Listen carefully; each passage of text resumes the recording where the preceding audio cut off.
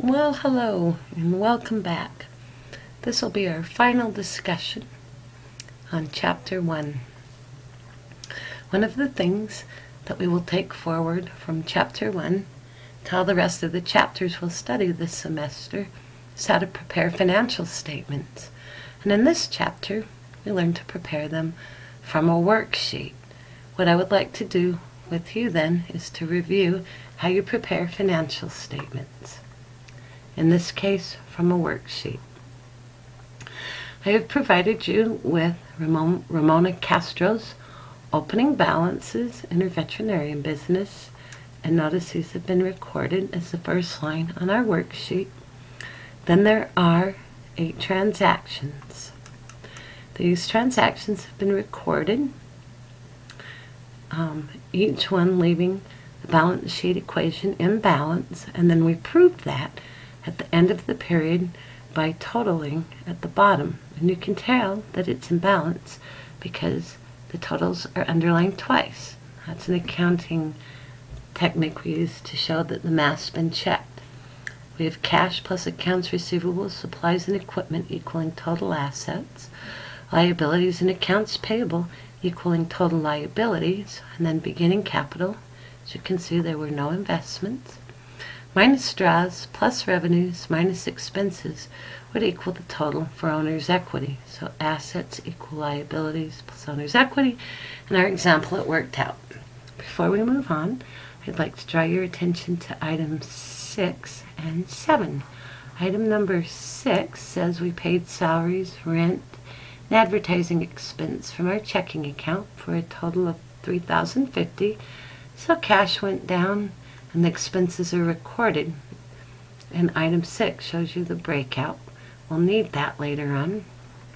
And item 7 is a utility expense. So in our worksheet, they've put all expenses in the same column. It's a matter of expediency. So what I would like for you to do now is to take these numbers and to prepare for me some financial statements. So we're going to have you make the income statement and the statement of changes in owner's equity using the best formatting techniques that you know how to use. And it doesn't matter how it comes out, I just want you to try it. So put this screencast on pause and make for me an income statement, which is revenues minus expenses. I'm giving you a hint right now. And the statement of changes in owner's equity, which is the capital account minus draws plus net income, which would be the sum of those two, revenues minus expenses. So go ahead and put this on pause. Make me your best version of an income statement, a statement of changes in owner's equity, and let's give you some instant feedback on how you're doing. So put it on pause, and then when you're done, come on back. Welcome back. That must mean you're done. Excellent. I have for you my version of an income statement for Ramona Castro, veterinarian. Notice it starts with the name of the business, what statement I'm looking at, and the period covered, in this case a month ending September 30th.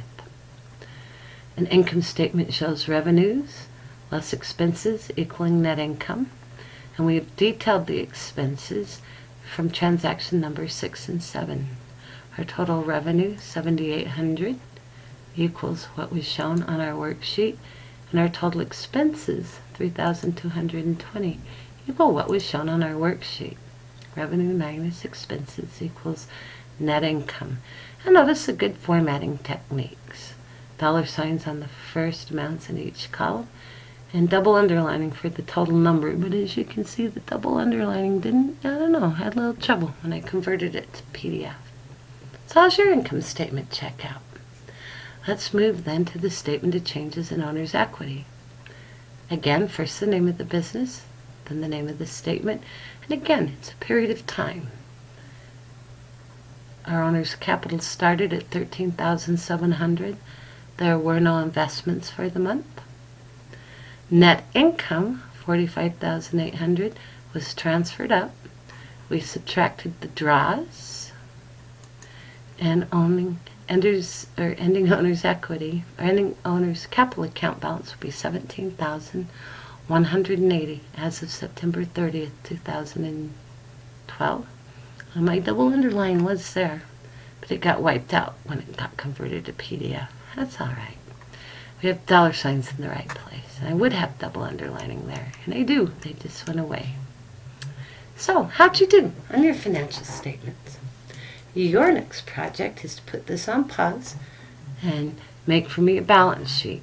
Assets equals liabilities plus owner's equity, and you can see the owner's equity amount right there. So put this on pause and make me a balance sheet. Come on back and let's compare notes. See you in a minute. Wahoo, buckaroo, you're back. That must mean you're done. Excellent. So, how'd you do? We have the name of the business, the fact that it's a balance sheet, and it's a point in time. The balance sheet is the one statement that shows financial position as of the close of the business day on September 30th, which is what the other two statements showed the month ending as of. And a balance sheet shows assets equaling liabilities and owner's equity, and right off we'll notice our assets to equal our liabilities and our owner's equity. We just pulled the total accounts balances off the bottom of the worksheet. Cash, accounts receivable, supplies, equipment, total assets, $29,350. Good formatting techniques with dollar signs and underlining. Liabilities, notes payable and accounts payable totaling $12,170. And then owner's capital, the $17,180 we came up with on our statement of changes in owner's equity. The two totaling $29,350. Our total assets equal our total liabilities and owner's equity. When this happens, I can hear the cheers across the valley. So how'd you do? How is your balance sheet compared to mine? I really hope you stop and put the screenplay on pause and make these financial statements. And it doesn't matter how well you do on them, though of course we both hope you do perfect. What matters is that you engage in the process, because whether you do it right or wrong, you'll learn what the right answer was. There's one more thing I'd like to show you, and it's how the statements integrate, how they articulate with one another. So let's scroll down, and I'll show you the three financial statements together. An income statement for the month of September, an owner's equity for the month of September, and a balance sheet as the close of business on the last day of September. Notice I used my revenue account and my expense account to come up with net income. So revenue and expense accounts have been used. Then I used my capital account and decreased it, the sum of those two, by draws. That becomes my ending capital account balance.